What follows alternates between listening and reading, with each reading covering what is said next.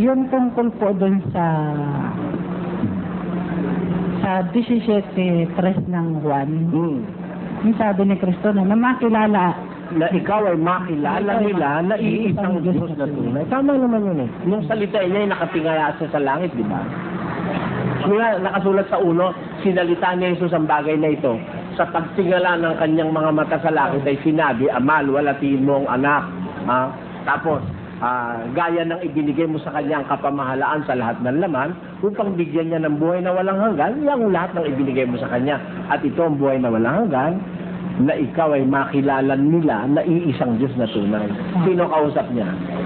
Yung Ama. Ama, Nasa langit. sa langit eh. Oo, talaga iisa lang naman sa langit eh. Nasa baba kasi siya nun eh. Ang tanong ko po, bakit nung nangaral si Kristo dito sa lupa, hindi niya naituro na siya ay Diyos? Eh, hindi naman yun ang mission niya, iho eh. Ang mission niya, ipakikilala niya yung Ama, hindi yung sarili niya. Sapagkat kung ako'y magpapatotoo sa aking sarili, ang aking patotoo hindi katotohanan. May ibang magpapatotoo sa akin, sabi niya. Kaya ang mission niya ipakilala yung Ama. Ngayon, yung Ama, siya naman ang ipakikilala. Ay ano pakilala sa kanya ng Ama? Hebreo 1:8. Ngunit tungkol sa anak ay sinabi, Sabi nung Ama sa anak, ang iyong luklukan, O Diyos, ay magpakailanman. sabi nung Ama, yung anak niya, Diyos eh. Kasi hindi, kung ikaw halimbawa sugo, ano ba ang gawain ng sugo? Ang sabi, ang nagsasalita sa ganang kanyang sarili, humahanap ng kanyang sariling kalwalatian. Na dapat ang humahanap ng kalwalatian niya kung sa kanya'y nagsugo, ang gayon ay totoo. So makatid, pag sugo ka, hindi yung sarili mo ipapakilala mo, kundi yung nagsugo sa'yo. Kaya tamang ipakilala ni Kristo, yung Ama, ang Diyos na iisa. Pero, nung pumanik na siya sa langit, eto naman yung mga alagad, ipinakilala naman siya na siya'y Diyos. Kung tutol ka ba ron? Pakinggan mo, nung sabihin ni San Pablo, kay Pedro muna, mas nauna si Pedro eh. Si Simon Pedro, na alipin at apostol ni Jesucristo, na nagsipagkamit na kasama namin ng mahalagang pananampalataya sa katwiran ng ating Diyos at tagapagligtas na si Jesucristo. God our Savior, who is Jesus Christ.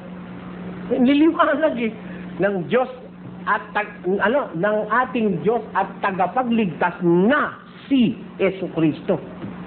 Conclusive yun eh. Diyos at tagapagligtas na si Jesucristo. Si Pablo ano sabi? Na hintayin yaong mapalad na pag-asa at ang pagpapakita ng kaluwalhatian ng ating dakilang Diyos at tagapagligtas na si Jesucristo. Liwanag si Kristo yun eh. Dakilang Diyos at tagapagligtas. Kaya, nung nasa langit na siya, ipinakilala naman siya ng mga apostol na siya Diyos.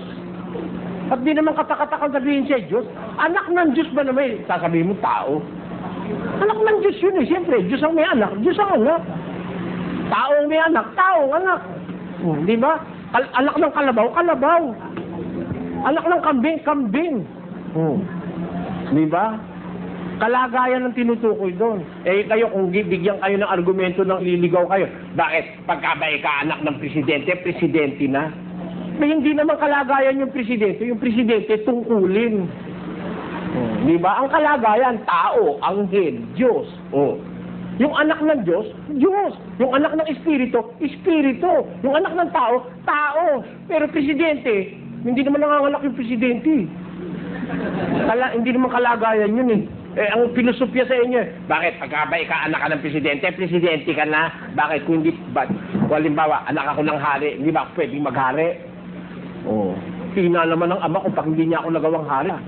Ganun lang yun. Kung pipilosofyahin. Kasi ang gusto nila ganito eh. Si Pedro ay lumalangoy. Ang isda ay lumalangoy. Si Pedro ay lumalangoy, kaya si Pedro ay isda. Yun ang kanilang pinusupye.